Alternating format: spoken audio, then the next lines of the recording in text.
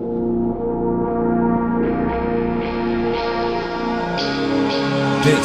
is Horror Podcast.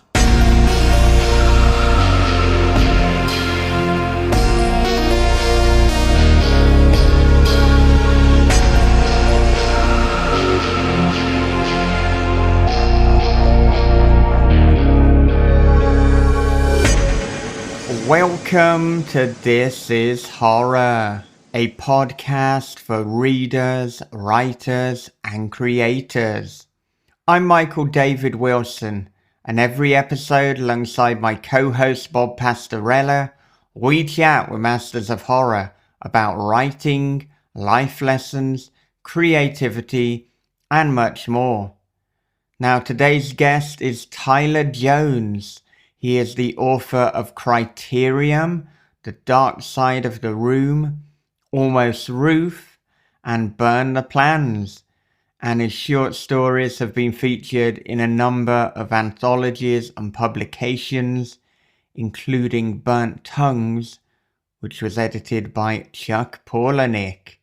Now, Tyler is such a fascinating individual, and in fact, we were having such a great time talking with him that we hit record in what was meant to be the pre-conversation, but in the end, we thought, let's include that in the episode. So we really do jump in with this episode mid-conversation.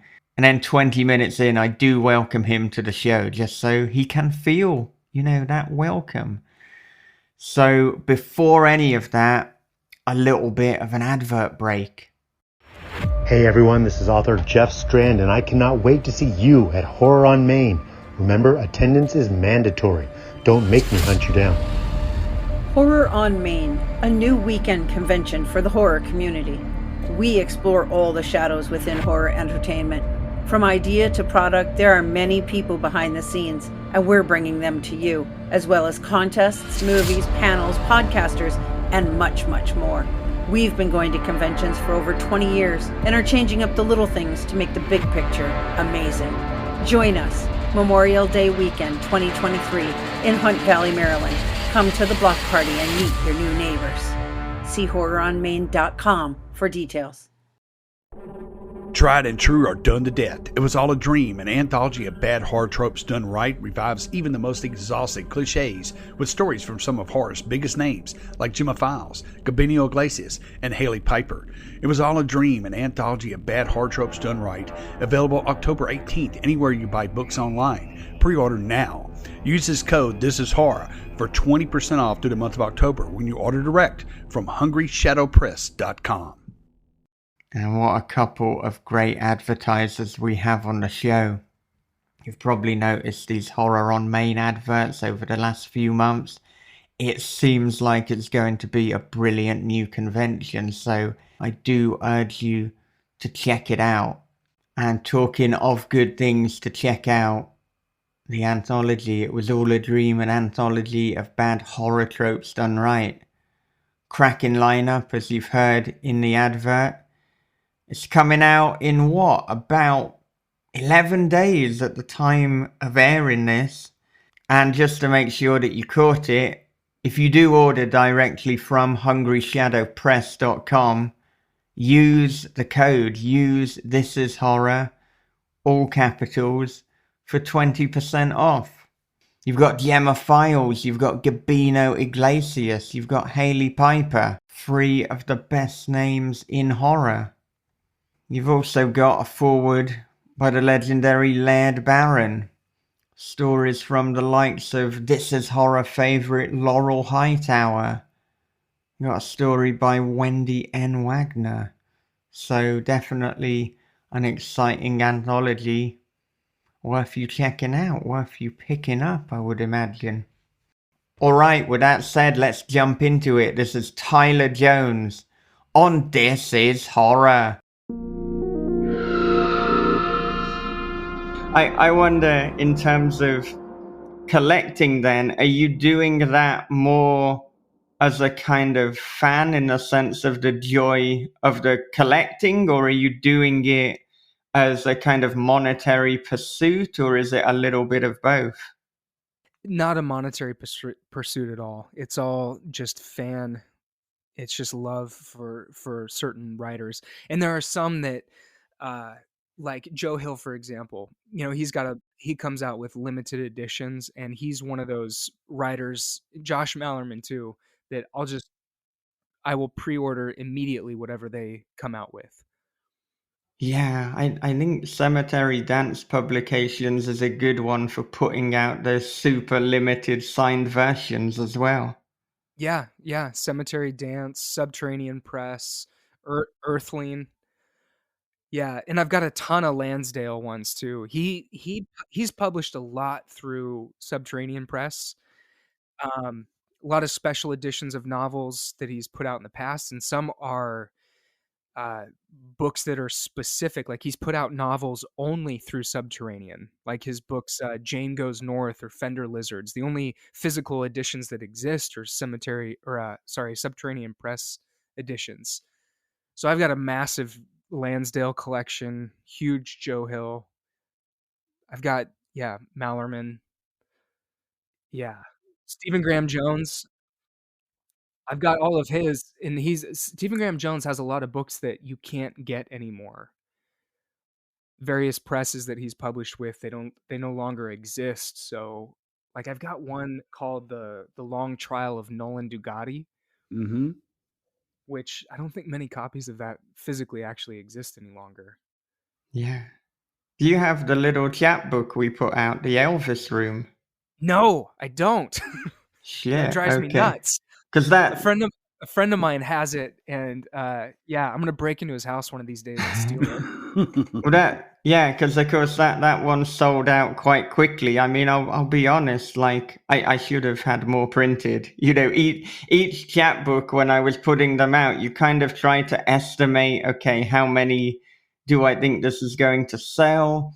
And I think, at that point, one that I'd put out before, I definitely overprinted, so I went a little bit conservative with Stephen Graham Jones, which now is like, why did you do that? But it is what it is. But But at the same time, like it does take that book, that chapbook, and it creates something unique about it. It makes it a collector's item where if you had printed more, maybe it wouldn't be as desirable as for someone like me.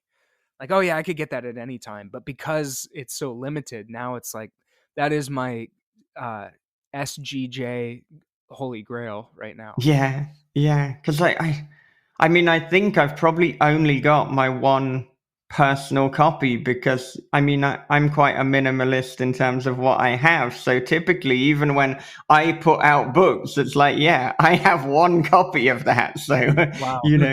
I've got to look after that one. But I mean, I gotta break into your house too. Please don't do that. Don't steal the one copy from the publisher. If that goes missing, you'll know exactly who it was. Yeah.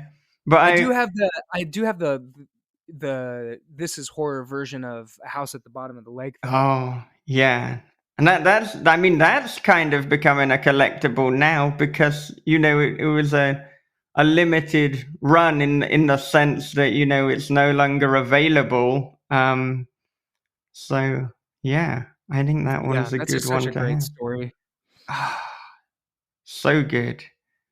So good.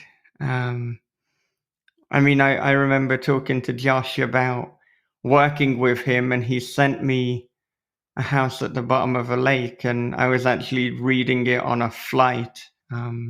Might have been coming back from Japan, but I mean, you must have these moments when you're reading a book in public and you're just experiencing magic and you're almost looking around you and everyone else is just getting on with their lives and you're thinking, but I'm in a magical world right now. Why are you not reacting? Why are other people not joining me for this? Yeah, that's a special book, special story. It really does suck you in and transport you to somewhere else for a while. I remember vividly reading it. I started it on the edge of my bed, meaning I sat on the bed and just opened to the first page just to get a sense of it. Because I picked up Bird Box not long after it came out, knowing nothing about Josh, knowing nothing about the book. Just it was a new book. It looked interesting. I'd followed the publisher that put it out somewhat, and then it came out between Bird Box and Black Mad Wheel, correct? Mm-hmm. I think Yes. so. Yeah. Yeah, that's Okay. So right. it was just Bird Box that I'd read. And I was like, yeah, I'm a fan now. I'm a fan of Josh. So I picked that one up, and I just sat on the edge of the bed and opened it to just read the first page, just get a sense of it. And before I knew it, like an hour had gone by and I hadn't moved, and my muscles were all tense because I was sitting in this weird position that I hadn't planned on staying in for any period of time. And before you know it, I'm like just stuck there immersed in this book. And I loved it. Absolutely loved it. Yeah. You know what's almost an honor for us too is when it was picked up by Del Rey. I mean, they were so impressed with the cover art from Pai Yes. Pa that they wanted Mm-hmm. to buy it, and you so rarely see that. I'm not even sure if I can think of another example where something has gone from an independent press to a mainstream press, but they've kept the original cover. Yeah, that's a Mm-hmm. great point. You're absolutely right. And I'm so glad as a fan, who nerds out about this stuff. I was so thrilled that they did keep the cover because I couldn't imagine it with another cover that would Yeah. represent it so well. Yeah. Oh, I was thrilled too. And I mean, it's no surprise really that, Pai Pa's art would be on a mainstream cover because, I mean, I met him when I was working at Rebellion Publishing, who also owned 2000 AD. So they put out the Judge Dredd graphic novels. So, I mean, he was the head of art and design at a relatively mainstream publisher. So, he knows what he's doing. For sure. It's, his art is really unique. I was actually, no, I'm not just saying this at all, but I was actually looking him up the other day because I was just thinking about cover artists, and I was so impressed with the work that he did for the book you guys did together. They're Yeah, watching. yeah. And it's interesting to look at what he does in a graphic novel Mm, context and a comic context is very different from the work that he created for the covers for mm. Mallerman and for your book. Like you could almost think it was two different artists. Well, well, yeah. I mean, I don't know if you're aware just how many covers he's done for This Is Horror, but he's done the majority of them, and they all look radically different. Did he do the Elvis room as well? He did, Oh, no kidding. he did. I'm trying to think. So I believe the last one. No, that he started doing them from Chalk by Pat Cadigan. And I didn't use another artist after that. I was like, yeah, Pi is the man. So he did Chalk by Pat. I'll tell a lie. T.E. Grau has a different artist, but apart from T.E. Grau for his vampire novella, they're all Pi Pa. So he did The Visible Filth. He did Water for Drowning. He did Chalk by Pat Cadigan. Of course, he's done There Watching. He also did The Girl in the Video because I asked Max Oh Booth, yeah, can we use Pi Pa? right. 'Cause, yeah, but That was a great cover too. Great use of yeah, color. yeah. I mean that's gonna stand out on your bookshelf. So I mean that was a thrill to have that as my first cover. Do I you mean, do you guys think that you'll ever put out books again? mm, um. Goodness, I mean that's a difficult question. Never say never. it's Mm-hmm. it's really difficult. I've certainly not made a decision that I won't put out books again. Let's put it like that. So Okay. I mean, really, Non-committal. I respect that. yeah, it's a case really of me having finite time, as is the case with all of us. And so the things that I Sure. really wanted to concentrate my energy on were my own writing and the podcast. And so that's mostly what I'm doing. I'm also open for freelance editing, but in terms of the turnaround time, it's going to depend on what else I have on. So, of course, I'm very honest with clients about that. And, typically it's like you're not going to get the quickest work, but you are going to get the absolute best. So I'm certainly going for quality over speed, I suppose. Yeah, and that's worth a lot. Yeah. But I'm doing that whilst also at the moment I'm teaching full time, but the caveat there is I deliberately chose the teaching job with the most amount of holiday I could find, to the point where I've roughly got in a year about 200 days working, which means I've obviously got 165 when I'm not. Some Yeah. might, that's including weekends, but some might argue that even though that's full time, is it really? I've had all Yeah, of yeah, it August off. counts. Yeah, yeah. So, I would imagine in the future, and hopefully, if the writing and everything I'm doing continues to go in the direction it is, that there will be a point where I go back to teaching more part time, so 1 or 2 days a week. And then that would, of course, give me more time. So it would then mean the likelihood of me putting out things like as a publisher would increase. But Yeah. it's a difficult one. It's Yeah, no also doubt. frustrating. That takes a lot of time. Yeah, I think as well. Typically when I do something, and I think it's definitely the same with your writing, because I know your philosophy is to kind of write the book you wish existed, as is the philosophy of a lot of people. But when I'm Mhm. doing something, I'm typically doing it to fill a gap in the market, but like a gap that I want to fill. There's something that I want to exist, and it doesn't exist. So I think, well, I guess I'll create it. And, that's what Yeah. happened with This Is Horror. That's what happened with This Is Horror podcast. And that's also, typically what happened with the chapbooks and then novellas. But I think at the moment, there are so many fantastic indie publishers putting out novellas. And there are also, a number of mainstream publishers who are getting into that space. So Yeah. I'm It's a not good point. convinced that the world needs This As Horror to be putting out novellas. But of course, if the world does, if everyone else stops putting out novellas, This Is Horror to the rescue, But yeah, it's very much about looking at where there's a need for something. Yeah, that seems wise. It's always amazed me that mainstream publishing hasn't jumped more on the novella than it has.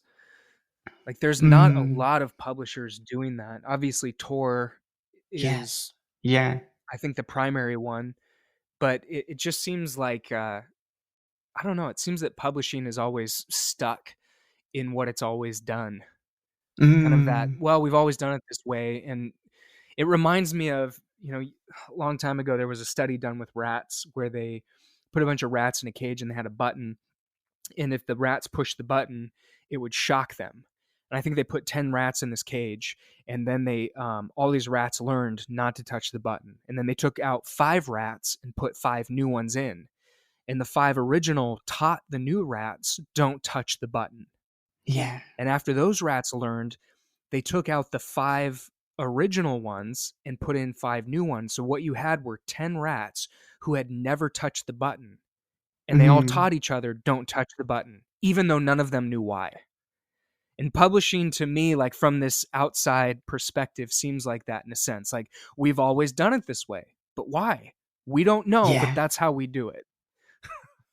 Yeah. It's like not That. not that forward thinking, Yeah, well, there's too much of that in society in all kind of realms. It's like, don't push the Yeah, button. isn't that the Why, truth? why shouldn't we push the button? Because we shouldn't push the button. Okay, this is a little bit circuitous. Yeah, um, yeah. That's such a good point. Like, and it reminds you that occasionally you got to touch the button. You need to be shocked. You need to touch the thing you're told not to touch, just to know why, to understand why, to test the limits, and yeah, decide for yourself. Was that worth it? Yeah. Yeah. I found that I was talking with my agent like a week ago. Like I have a novel coming out next year with Earthling Publications, and it'll be a signed limited edition, and she's gonna try and shop it around to some bigger publishers. And part of her method is, are these publishers open to the idea of republishing something that's come out through a limited press? Mm. Kind of like what's happening with Philip Fracasse's Boys in the Valley. That got picked up by Tor Yeah. Nightfire. Yeah. So And there's a Eric publisher that LaRocca as well. understands. Right. And that's it. Like, what publishers are open to the new way that artists are doing things? Are they forward thinking enough to say, yeah, absolutely, we'll take that on. We understand the value in it and how it doesn't diminish what we're going to put out. But there are a lot of publishers who are like, wait, it came out already? No, absolutely not. It's like, what a shame. How many books aren't getting the audience that they deserve?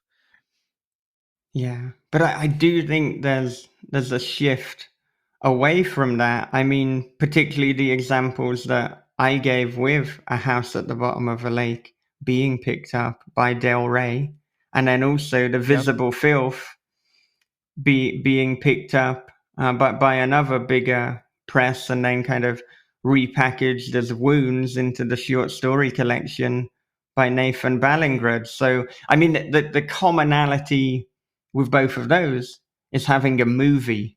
So I think perhaps there's something like that. If there's another thing, be it a movie tie-in or what have you, that is bringing greater attention to that author, then the bigger publishers are going to see that potential. But I mean, that there must be examples where there isn't a movie tie-in and this has happened. It's just not quite coming to my head right now. But all the ones I can think of are Josh Mallerman. He had Goblin through Earthling, which then got picked up by Del Rey. He also had On This, the Day of the Pig, which got picked up by Del Rey and republished as Pearl. Plus A House at the Bottom of the Lake. Yeah. Maybe it's all Josh. Yeah. Well, I mean, I think so that this is an important point too, that it's showing that the movie adaptation doesn't have to be a movie of the book. It just has to be a movie of something that is, your work, because he got the deal for Bird Box. Obviously, that at the time was the most successful, the most viewed Netflix movie ever, full stop. Right. So Del Rey noticed an opportunity and they picked up the back catalog. I mean, yeah, as much as this business is about the art, it's also a business. And so I think that was a pretty business savvy move from them. I think we are going to see more and more people starting with indie presses, and then particularly if a movie deal happens, them getting picked up by a bigger press.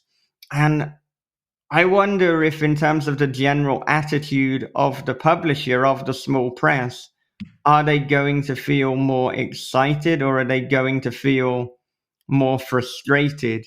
Because, with me, it was conflicting, particularly knowing the kind of money that you can make as soon as something gets picked up, gets made into a movie. I mean, when Bird Box came out as a movie, initially A House at the Bottom of a Lake was still with This Is Horror. The sales impact was remarkable. They shot up,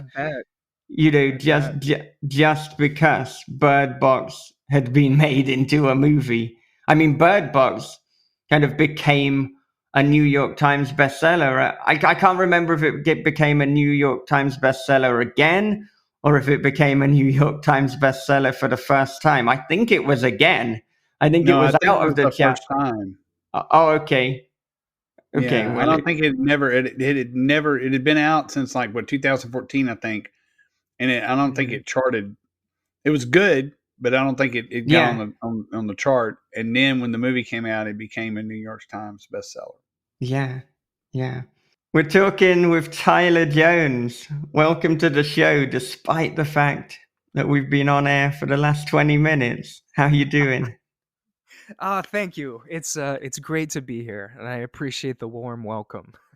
Oh, well, I mean, as I said off air, it was such a fascinating conversation. I thought, well, let's give the people this insight. And I think as well, you know, that there's something almost a little bit different and candid if we give the listeners a conversation that was initially conceived of as private. Mm-hmm. Yeah, that's a good point.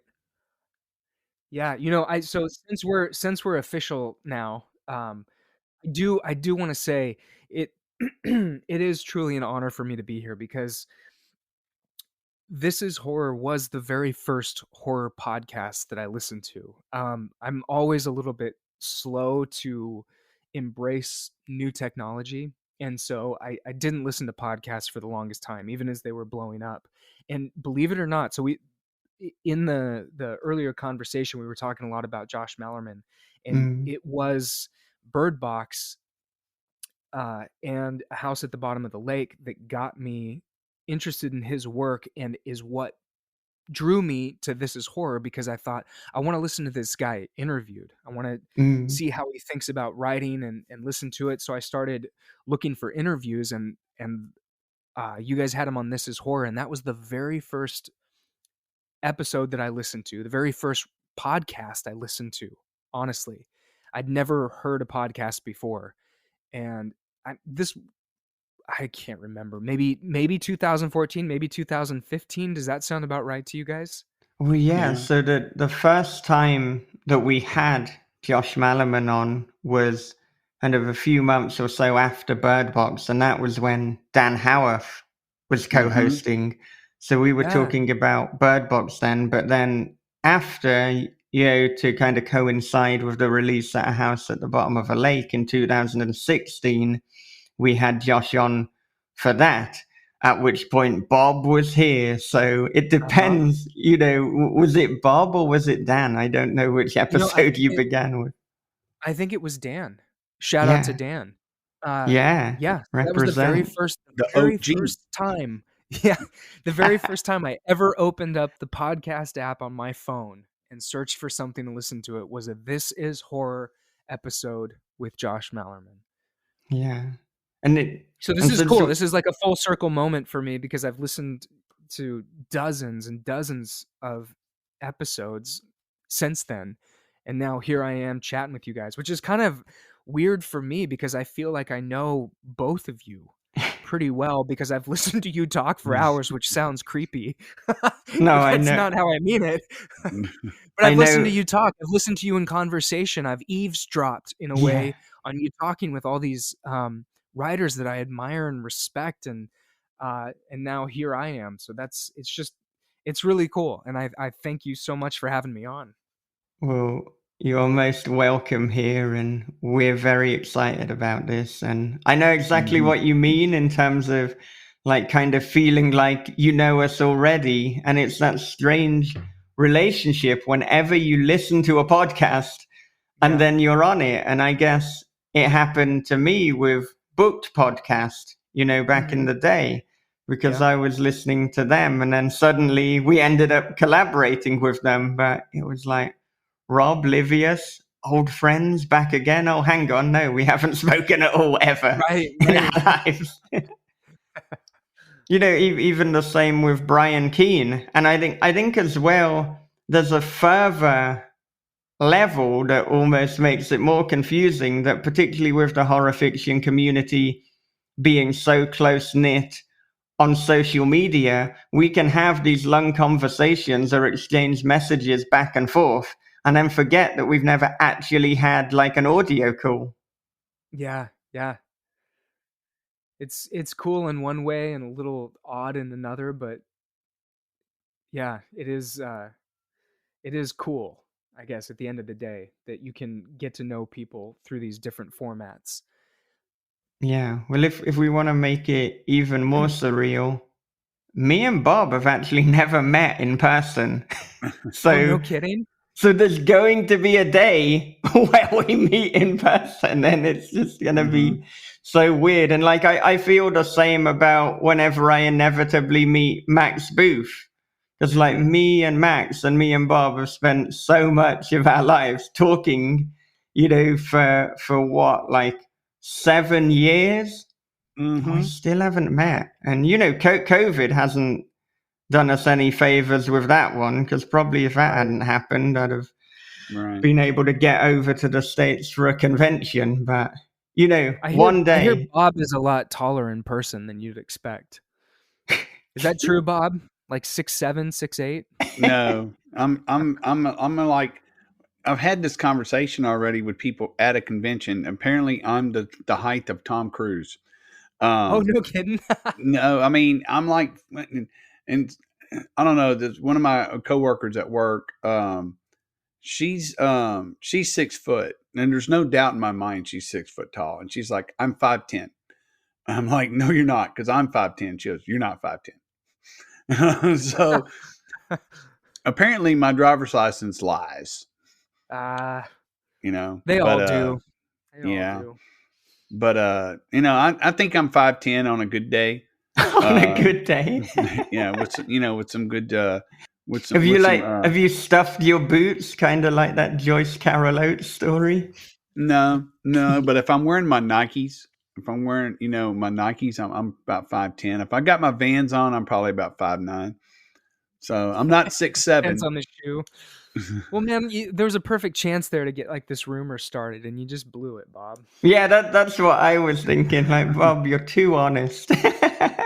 I am. I used to be a really bad liar, and then I've had like some, I guess, what they call epiphanies, and so now I'm like brutally honest about everything, which sucks for some people. But yeah, our worst ways to be. Yeah. See, if Tyler had said I was 6'7", I would have totally lent into that. But the problem is, no one would have fucking believed it. With Bob, it's conceivable. Bob, what you were saying, it reminds me of that line from, I think, what is it, Guys and Dolls, where one of the characters says, I used to be a bad guy and a bad gambler, and now I want to be a good guy and a good gambler. Yeah. Yeah. It's when you have like I guess some people they have like life-changing events and they say they're going to change and they don't. I'm the guy who did. So and it's weird too, because there's a lot of times throughout the day that I'm like, you know what, I'm still a fucking piece of shit. But I sleep good at night. So yeah, there you go. That's worth a lot. Have you guys ever read or heard of Paul Auster? Yeah. Yes. Yeah, and I think he has a quote maybe that you're about to jump into based on what Bob just said. Yeah, exactly. Yeah. He's one of my favorite authors. There's just something comforting and warm about his storytelling voice. He's just really unique. I've had the opportunity to see him live a couple times, and he's everything that you would want Paul Auster to be. He's kind of mysterious, but also like an uncle that you don't see very often, but has spent a lot of time abroad, maybe in France. Just sees the world differently. But yeah, one of his books, I can't even remember which one anymore. He's got a quote that says, only the good doubt their own goodness. The bad know they're good. Yeah. And anytime like I think of that when you doubt yourself or your decisions, that's a reminder that, okay, I'm moving in the right direction at least. Yeah. Yeah, and that is actually a quote that I've been thinking about a lot recently because, as I've said to you off air, as I've alluded to on air a number of times, I'm going through a not great experience at the moment. And I think whenever, we're faced with challenges, we can start to doubt our own goodness. And so it's important, to be reminded of these things. Yeah, absolutely. I think it's an important reminder, not just in how we look at ourselves, but even others. Yes. Like, what's the worst case scenario if you look at somebody who maybe you don't like the way they've treated you or the way they've behaved, and you think maybe you're just doing the best that you can with what you've got. Yeah. Like, what to think of others in that way as well, that I'm choosing to believe that you're just trying to do the best you Yeah. can under the circumstances, and then maybe that makes people seem a little less sinister. Not that there aren't sinister people, there most certainly are, but boy, if we err on the side of giving people grace, and as we give ourselves the same amount, it's not a bad thing. Yeah, yeah. And I think it's just a wonderful philosophy to have, because I think sometimes, particularly in this almost knee-jerk reaction society, we assume the worst, or we assume the worst reading of a person or their actions. But, I challenge people to always assume the best, Yeah, assume good intentions. right, right. Yeah, I don't think you can go wrong with that. And you're right, and particularly in this day and age, there's so much assumption about people. I've noticed that a lot just in overhearing conversations, how much people assume about someone else based on some very small, insignificant piece of information, and they think they know how this other person sees the world, how they think, how they vote, how they view Mm, others. It's like, wow, you you really went nuts there with the assumptions based on one little thing. Like, yeah, maybe that person is more complex than you're giving them credit for. And wouldn't you want that for yourself? Wouldn't you want someone to assume the best of you? yeah. Strange days, man, strange times. Yeah, yeah. And I think the majority of people, when they do something, they do it because they genuinely think it's the best thing to do. I Yeah. think very few people are operating with bad intentions. They're doing what they've weighed things up, and they're like, right, I think that is the best option. That is the best choice. Now, you might not agree with their conclusion, but they're probably not doing it in a sinister way or to hurt other people. Yeah, yeah, exactly. And what they're bringing to bear upon their conclusion is a whole lifetime of Mm, experiences that have informed how they think about something. yeah.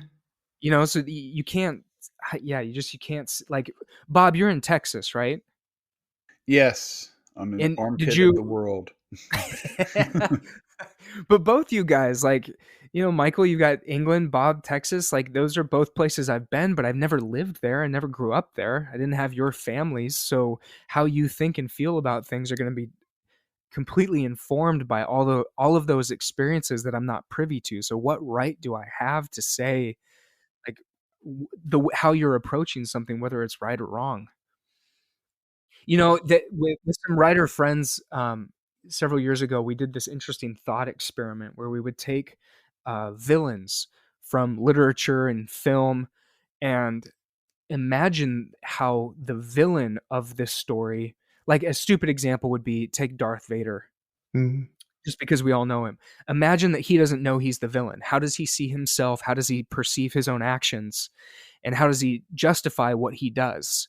And it was really interesting to hear how everyone analyzed that and came up with these conclusions. And you realize that if you were to tell the story from Darth Vader's perspective, you could easily make the rebellion the bad guys. Mm-hmm.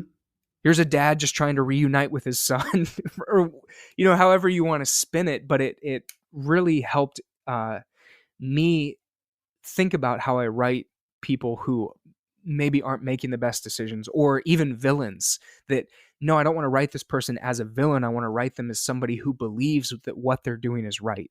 Mm-hmm. It's like when you watch the movie Gremlins, and you realize that the kid's mom is the Hmm. villain of the story. Hmm. It has been years since I've seen that. She kills the first gremlins. Oh, She okay. kills them. All they wanted to do once they turned, which wasn't their fault, they just wanted to have fun. And what do Yeah. gremlins do? Well, I mean, you know what they do, but they didn't cause anyone to die yet. But when what's his name's mom killed the first one, that was it. It was game over. Yeah. She was the villain. And Jaws, man, he was just hungry. Yeah. just his shark in nature. Yeah. One of my favorite moments in cinema to almost illustrate this thin line between the good and the bad is that moment towards the end of Falling Down with Michael Douglas, where he realizes and he says, I'm the bad guy? That wonderful epiphany that he realizes, he's been the bad guy all along. Yeah. And then we've all been there, haven't we? We've all been in situations where we have that realization, and it's just painful. Yeah. I mean, in life, if you're kind of consumed by anger about a certain situation, there will be a moment where you almost sober up from the anger, and then you've got a choice, and different people will do different things. Either, you apologize, you take a step back, you realize what you've done, or, and unfortunately, a lot of people do this, you double down because you're so embarrassed, you don't want to be wrong. So you kind of get irrational at that point. Yeah. Because it takes humility to admit you're wrong. And that can be painful. That's that is not an easy realization to come to, but man, how vital it is to being a more complete human, to be able to say, I have the capacity for this awful thing. I can be this kind of person. Boy, it's good to know that so that I can try my hardest not to be that version of myself. Yeah. And speaking of realizations, what were some early life lessons that you learned growing up? And you know, because you've listened to This Is Horror enough, that's normally my first question. So it's only taken 40 minutes, but I've segued into traditionally the first question. That was a slick segue, let me tell you right now. That was professional. But I had to acknowledge it because, people listening, they're like, that wasn't naturally part of the conversation. You segued it. We know what's going on here. You weren't just talking about Michael Douglas and then your brain was like, whoa, what about early life lessons? Oh, man, I've got lots. Let's see where to start. And a lot of my early years were spent out of the country. So I was born in Oregon, in a small town in Southern Oregon called Ashland, which is famous for its Shakespeare festival. And my mom and my stepdad, they were, I guess what you'd call like practical missionaries. So as part of a church, we would go to some other countries, but it wasn't necessarily to say, hey, believe what we believe. It was more like, what can we do to help in these various communities? And my mom worked in the medical field, and my stepdad was a really gifted carpenter. So it ended up being a lot of just providing healthcare and building structures for people in really poor areas. And we spent a lot of time in remote area of Mexico, living at an orphanage for disabled kids.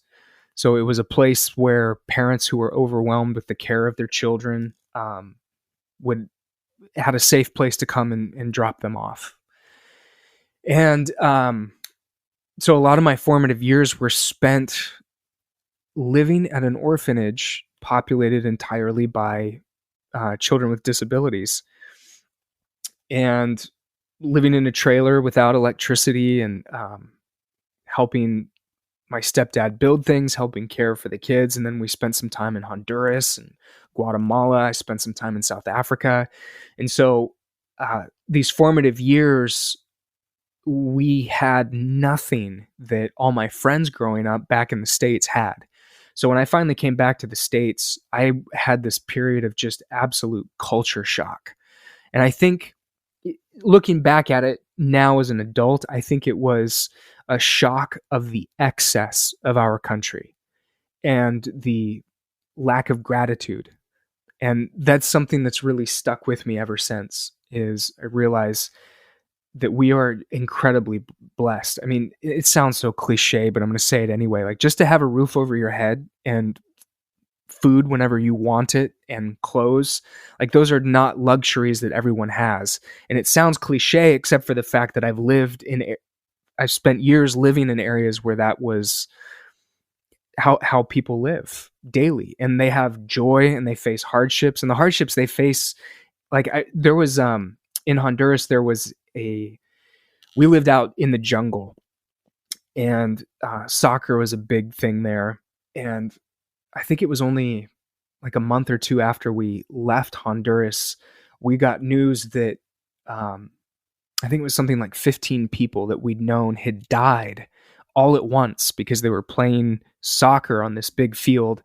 And in Honduras, you have these just torrential rains that come out of nowhere. And lightning struck the field that had been soaked by rain, and all these people were playing soccer, and just killed all of them instantly.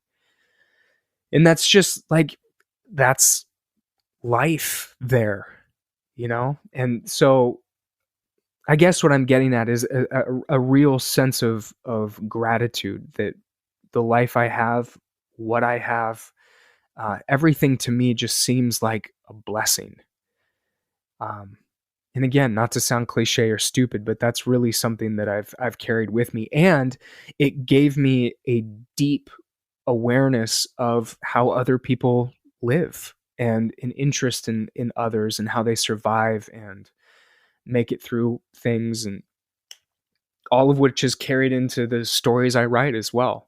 I'm always interested more in the underdog than I am the guy who is like, if I were to read the back of a book and it starts out talking about some wealthy guy who lives in a big house and drives a Mercedes, like, I am instantly not interested. Right. But if you tell me, if it says that the main character of this book is an underdog and grew up in the poor side of town, the wrong side of the tracks, I'm instantly invested in that person, because I think, okay, that's going to be a much more interesting story to me as a reader. Yeah. Yeah. Mm-hmm.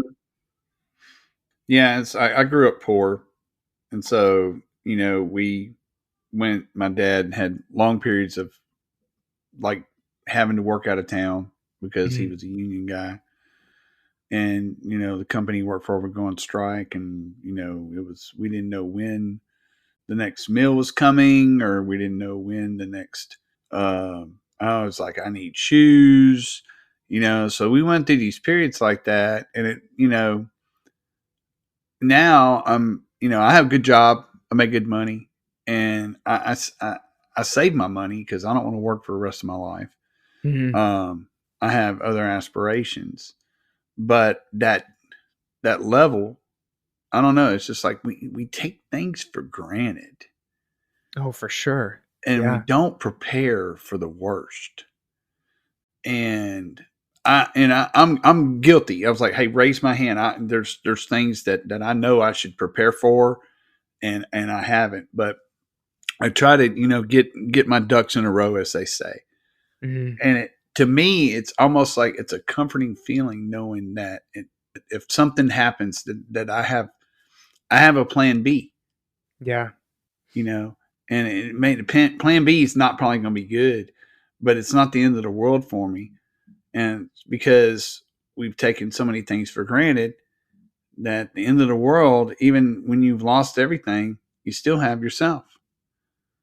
Yeah. So, and you just have I to think, realize that. yeah, being poor, particularly growing up, is kind of like being Catholic. Like, once Catholic, always Catholic. Yeah, we And were. if you, yeah, so and if you've ever been poor, then I think you probably carry that through the rest of your life, and you think that way. Mm-hmm.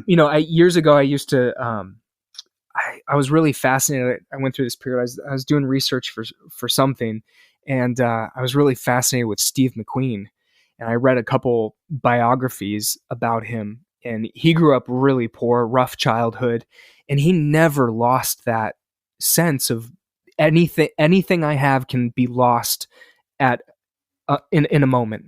So, like, even the way he ate, His ex-wife actually wrote a book about him, of her time with him.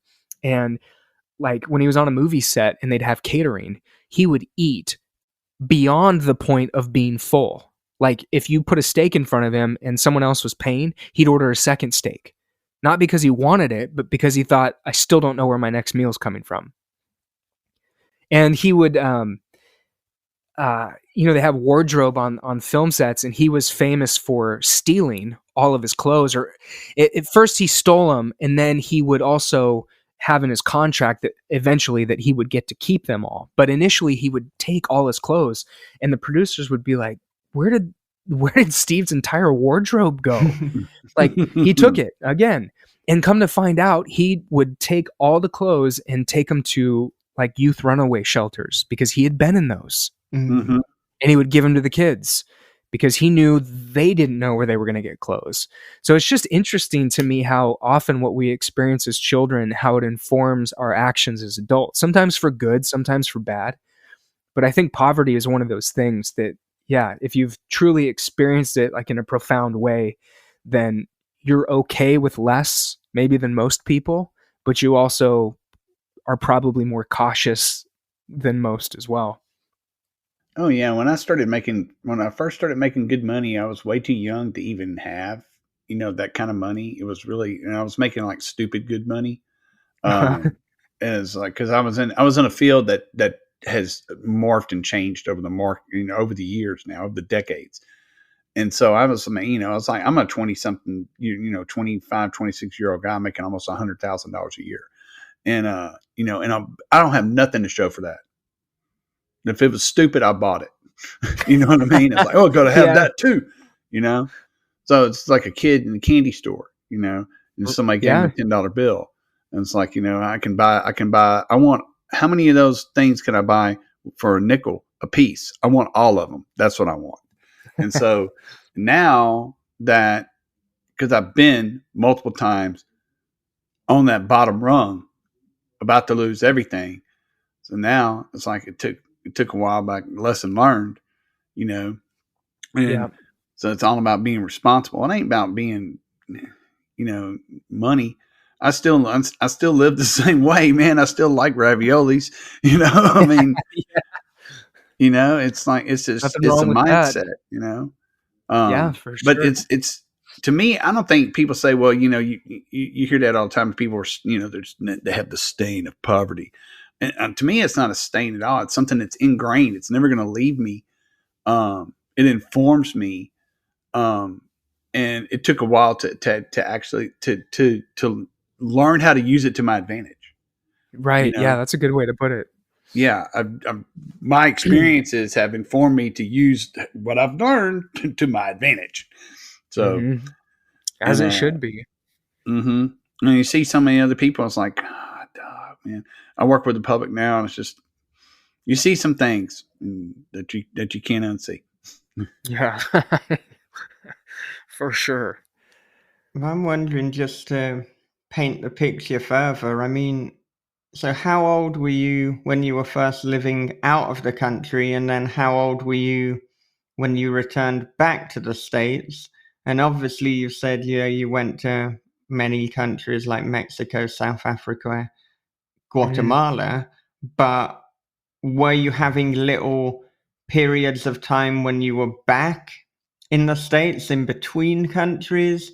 And was there much contact with people in the States? I'd just like to know a little bit more detail about this. Yeah, so I think we first went to Mexico when I was about 7. And we were there for a couple years and then came back to the States. And I think we were only back for maybe 6 months. And we didn't have a house. Like we slept on people's couches and things like that. And then we went to Guatemala at that point. And then we were there for another year or so. And then we spent some time traveling up through, we went to Honduras, and then we traveled through Guatemala, Belize, back up through Mexico. By the time we settled back in the States, I was junior high. Yeah. And then from there, we did a few other trips. Like I spent another year or so in Mexico after that at various points, and same thing with South Africa. So yeah, it was really those primary formative years of being out of the country. And while I was out, I learned several different languages, most of which I've lost now due to lack of use. But it's interesting now where I'm at. I look back on that and I wonder. That's when my love of reading started, because I didn't have TV. I was a avid reader, anything I could get my hands on. And interestingly enough, the books that were available at these places where we were, like say the orphanage, for example, there was, remember in the main room where we'd eat, there was like a kind of a cafeteria style kitchen. There was a big bookshelf with a bunch of books, and they were all adult books. There were no kid books. So I just read what I could. And so I started reading books that were probably way above me, but that began my love of storytelling and language, and then learning other languages as well, learning how to phrase things in different ways that were unfamiliar to me, learning how to communicate with people using their own language, even though I wasn't that good at it yet.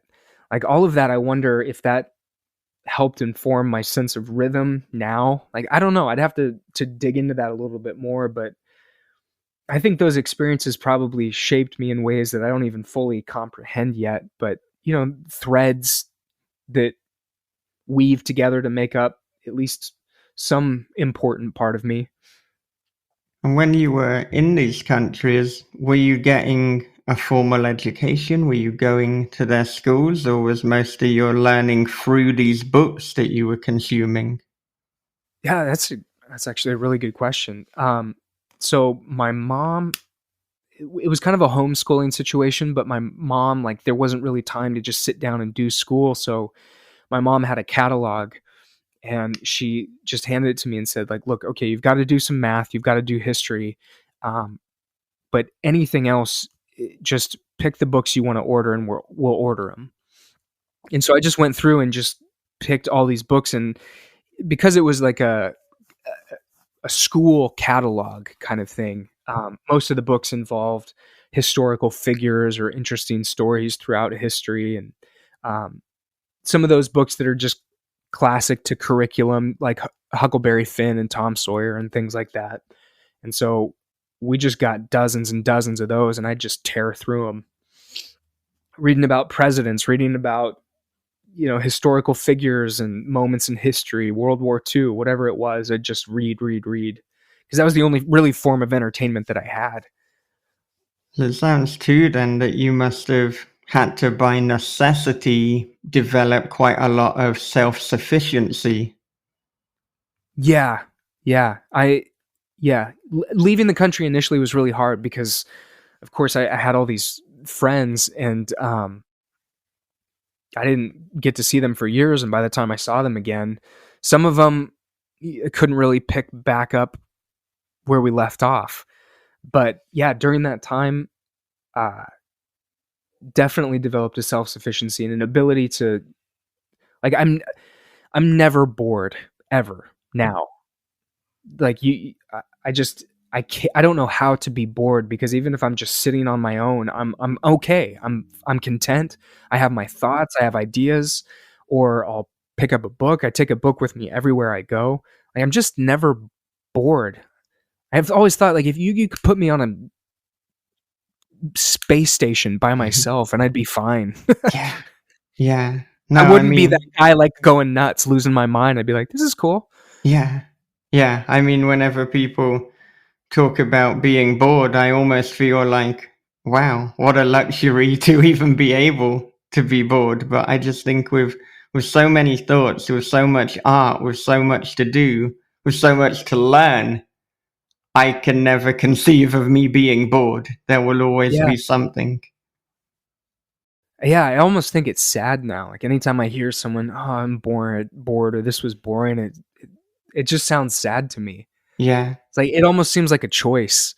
My father-in-law, he always used to tell my wife when she was a kid, only boring people get bored. Yeah. Yeah, I've heard There that might one be some before. truth.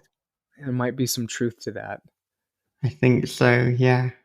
Hopefully we haven't just turned off loads of listeners, but come on, you're discerning people. I don't think you get bored. How can you with nearly 500 episodes of This Is Horror? There's I was about to say. your starting point. Well, it's interesting too. I mean, talking about this, thinking about it out loud, is I don't watch movies or TV like I think most of the culture does right now. And I'm not saying that that's a bad thing necessarily. There's apparently a lot of great things out there, but my preferred method of entertainment is either books or music. I think I watch a movie maybe once every 2 months or so. Yeah. And Yeah. it Well, just, I mean, and it's not a judgment thing. It's just like I prefer to read, and I'm sure that probably came back from when that was the only option I had. Is my brain learned and adapted to that. This is how I prefer to see story. yeah. Yeah. And as we've said, during the course of the conversation, with time being so finite, you might as well go for the thing that you prefer. I mean, we're never going to read all the books that we want to, which is a terrifying thought. We're never going to watch all the movies we want to, so we might as well just prioritize. And so if books are your preferred medium, why wouldn't you do that? And of course, if you're watching a film, let's say every 2 months, well, you can completely prioritize quality over quantity. And I think too, and this is very much thinking aloud, but if we're to be so discerning that we're only watching a film every 2 months, then we can really get lost in that experience. We can fully enjoy it. And I mean, with a lot of things, if we do it too much, we can become desensitized, or we can almost take it for granted. But, damn, if you're watching that movie only every 2 months, that is going to be such an amazing movie watching experience. Yeah, you're totally right. It is. I'm very, very picky about what I'll watch, because to me, I measure it in time. Yeah. I think that's 2 hours of time. And if I used to try and watch a lot of horror movies and just to figure out what stories are being told and how they're being told. And I always found myself disappointed in horror films. Not that there aren't tons of good ones, but it was always a bit of a letdown. But I rarely found myself let down by a horror novel.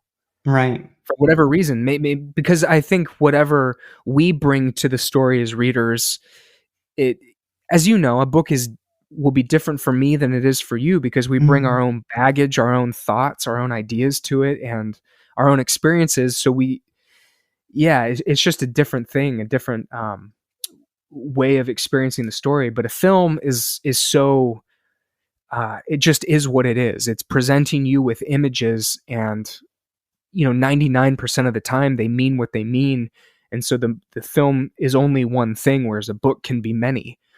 Yeah. And so I just thought at that point, like, I'll just focus on reading all those books that I want to read. But that being said, I watched my 2-month movie. The other night, I watched this movie called The Outfit with Mark Rylance. Right. And it blew my mind. Like, I was so in it. I like, my critical thinking just shuts down, and I'm just in the story. Like you were saying, it does become an experience. Like, it was a blast.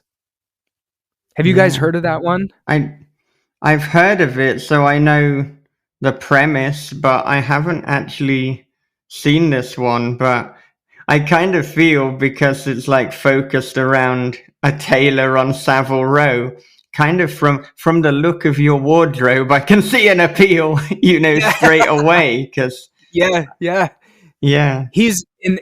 I love a couple of things I love about it, and then I'll move on. But it's you're right. The main character is a tailor. I think it takes place in the 1950s in Chicago, and he's a British tailor who has a shop in Chicago.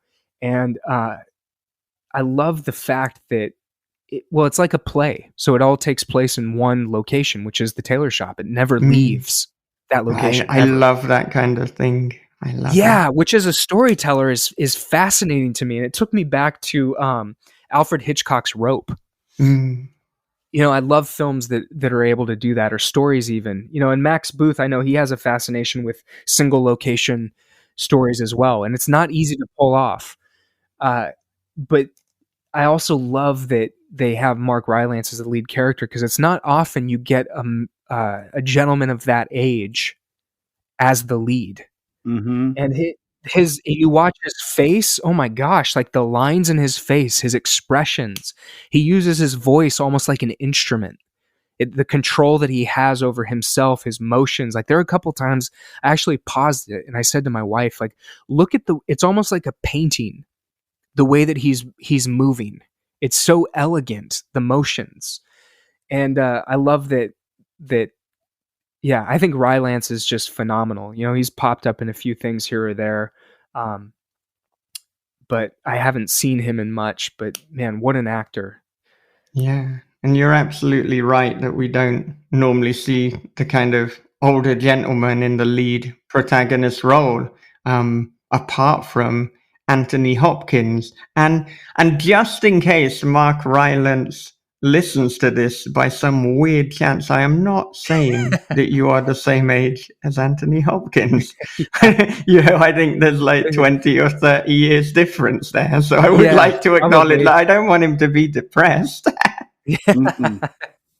Yeah, but you're right, and with a character like that, of that age, that character brings with him this experience.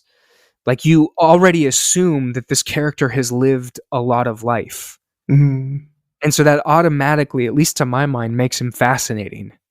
yeah, Because I'm thinking, okay, things, and you're an Englishman in America, so there's a story there. yeah, Like all of that stuff that you don't get with a younger character who's like, yeah, they grew up, they got married, they have kids, and now they're here. This is their life. You look at someone like that and you're thinking, okay, I want to know how you got all those worry lines in your face. mm, yeah, yeah. Well, I absolutely have to watch this now. I mean, Mark Rylance and single location was honestly enough, but the fact that it's like, this was your choice when you watch a film every 2 months. So that Yeah. on its own, I think, like, I want a subscription service. You just tell me what film you're watching every 2 months. And if you've curated to choose that film out of all the films, then that is good enough for me. You don't even have to do a trailer because he won't watch it. I You don't. just Of course do I the don't. film. Of course I don't. Don't get me started, Bob. This is a topic that riles me up. Anti-trailer. Well, speaking of Anthony Hopkins too, he's in one of my all-time favorite movies, which may sound odd coming from somebody who writes horror stories. The Remains of the Day. I knew you were going to say that. Mhm. I knew. One of my all-time favorites. And I try to watch that at least once a year. I think it is a beautiful film, and yeah, I can't fully express what that film does to me. I don't know. It's like I slip inside that house and live in it, and I am a butler with Anthony Hopkins for 2 hours. It's a remarkable story. Yeah, yeah. And of course you said, as a horror author, it might sound odd, but really it shouldn't sound odd, because I mean, Right. we instill this importance of reading and watching widely. But I mean, also, that aside, tonally, there is something, very sinister about, even the concept of Remains of the Day, and obviously what the butler, finds out. See, because I'm so averse to, to spoilers, I'm not even saying the specifics here, but maybe I'm allowed to in a 1993 movie. I'm not sure. Yeah. What? Yeah. Yeah, the statute of limitations might have passed on that, but Yeah. I know what you mean. Yeah, you would want somebody who hasn't seen it to experience it for the first time, because it's more than just a story about a butler. It is all the events that occur in that house. Mm. and all of Yeah. that, what can't be said, which I think, like, as writers, it's important to. I love watching actors like that, when you can read their facial expressions, and there's these moments of tension where you know that there are things that want to be said, that need to be said, and they almost exist in the space between two people, like pushing them apart, and neither one of them is saying the thing that they need to say. And it's like, how Mm. do you put that into words? Like, it's Yeah. such a remarkable thing between two actors. Um, how do you describe that in prose? What does that look like? Like, those are questions I'm always asking myself. Even with the outfit, looking at Mark Rylance's face, I'm like, how would I describe that face in a way that could elicit at least something close to what he actually looks like? Yeah. I'm always thinking about that when I'm watching something. It's kind of difficult to put on a page. To me, it's almost like you almost have to do like an action. But there have been times where I know that I have been so furious at someone that I could not move, that I became a statue, Mm, that I didn't even see them. That's how mad I was, and they were right in front of me. And I know that's happened, and it's like, how do you describe that without, and having that long pregnant pause in a story? How do you put that on a page to where a reader doesn't go, come on, get over, what are you going to say? No. yeah. It's tough. Yeah, for sure. But it's good to think about those things. Like, that's the beauty of storytelling, is what those beats and those moments look like, and what you focus on. You know, Chuck always used to say, whenever you're not sure what happens next, describe the inside of your character's mouth. You know, how tightly are they clenching their teeth together? Like, is their tongue scratchy, dry? What was the last thing they ate? Is there a burp that's kind of lingering with the taste of the hot dog or whatever it was? That's a good point. Yeah, those little physical details, the ticking of the clock, the way that your toes are kind of scritching inside your shoes. All those things really add tension and make a moment come alive and feel like, because we're never just standing perfectly still. There's some muscle tensing. There's some, the teeth are slowly touching and grinding together.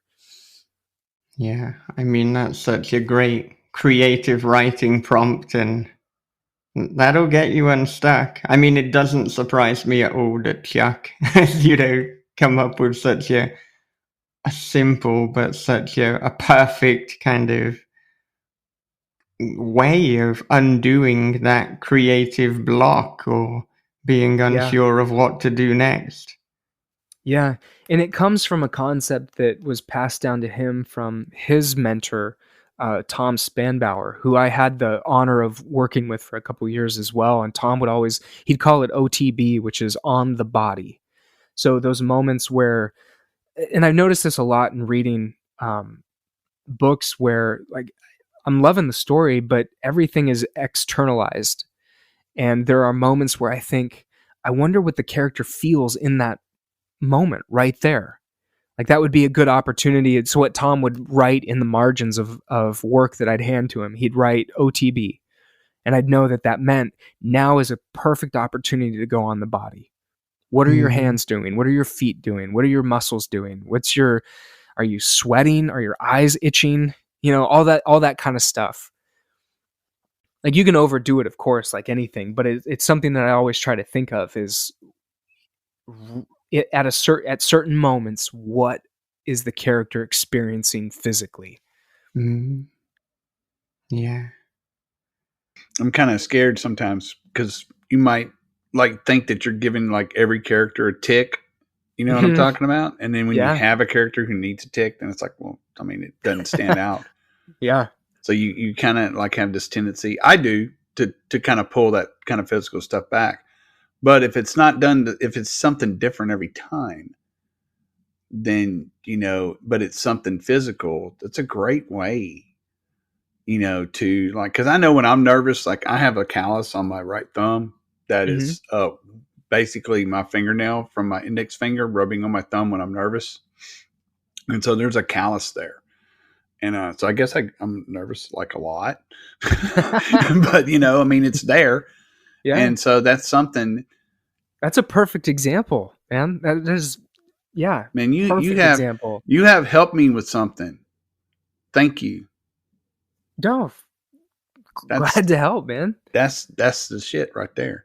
Yeah. Yeah, those little details, they add a lot too. And like you're saying, that suggests even revealing a callus on a character. Like we were talking about with Rylance being of a certain age, it makes you think, okay, this person has experiences, and you reveal a callus on somebody. How did it get there? Right. And then, something else I'm always kind of like diverting a little bit, but something I've been thinking about a lot lately with this project I'm working on is I made a note to myself the other day, discovery process. That the one of the wonderful things about reading a book is discovering things along with the character rather than being simply told them. Like, oh, and there's this thing. Like using a callus as an example, revealing a callus in one chapter and revealing why it's there 2 chapters later. Mm-hmm. And or maybe we see the character doing something with his thumb and forefinger, but not stating that's why the callus is there. Yeah, these subtle ways. Yeah, revealing character through their body, their physical actions, and allowing the reader to make these connections. Mm-hmm. It's like a really powerful thing because you, as a reader, you feel like you have done some detective work, or you've followed the path of breadcrumbs that a writer's left out for you, and it engages you, I think, with the work. And I'm saying this like not as some expert, but it's just like I'm learning, right? I'm trying to figure out how to incorporate these things into writing, because as I become aware of them, I think like when I read a book and I'm aware of a discovery process where a character learns or discovers something and I'm reaching the conclusions with him or her, then I'm like, oh, I am so engaged in this. And then I start thinking, well, how can I do that maybe in what I'm working on now? What does that look like? Right. Without making it seem like an info dump too. Yeah, exactly. Thank you so much for listening to part 1 of the conversation with Tyler Jones. Join us again next time for the second part. We'll be talking about a number of things, including Oasis. Yeah, that's right, the legendary British band. We'll be talking about literary agents, criterion, portraying addiction realistically within fiction, and a lot more. It's a great conversation, and if you want that ahead of the crowd, indeed if you want every episode ahead of the crowd, become our patron. Patreon.com/thisishorror.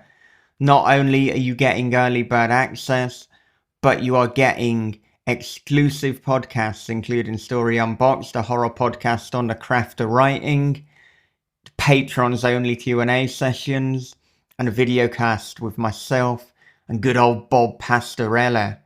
You can also join the Writers Forum on Discord, get help with your work in progress, get help with anything to do with writing, talk about things not to do with writing.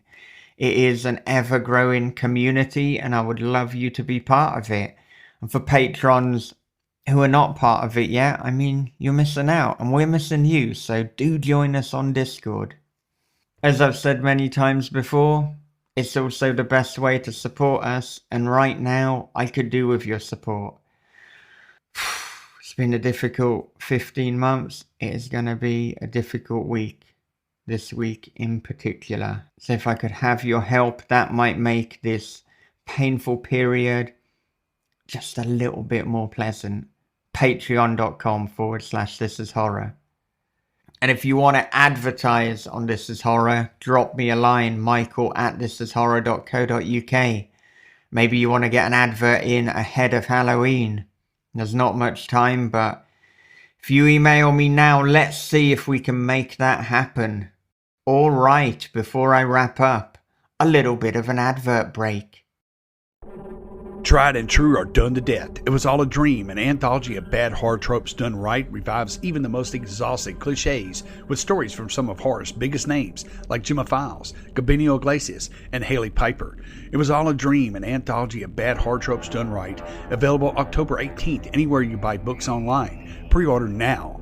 Use this code ThisIsHorror for 20% off through the month of October when you order direct from HungryShadowPress.com. Horror on Main, a new weekend convention for the horror community. Exploring all the shadows of horror, our guests include writers and actors, but also artists, publishers, directors, composers, and more. We've been going to cons for over 20 years and are changing up the little things to make the big picture amazing. Beyond guests, contests, movies, panels, and podcasters, our layout and programming are designed to further incorporate the very idea of community. Join us Memorial Day weekend 2023 in Hunt Valley, Maryland. Come to the block party and meet your new neighbors. HorrorOnMain.com. Okay, friends, it is almost time to go. But as always, I would like to end with a quote. And seeing as we spoke a little about him, I thought I'd throw in a quote from Mark Rylance talking about acting. I think there are things that we can apply from acting and indeed all creative pursuits that are transferable to writing and can just help you get into that creative mindset. So try this one on for size. Our job is to make manifest the story, to be it. In a sense, the theatre is such a big star itself, bigger than any Shakespearean actor I could hire, that we should take the opportunity to fill it with voice and verse and movement, not interpretation. I'll see you in the next episode for part 2 with Tyler Jones. But until then, take care of yourselves, be good to one another, read horror, keep on writing, and have a great, great day.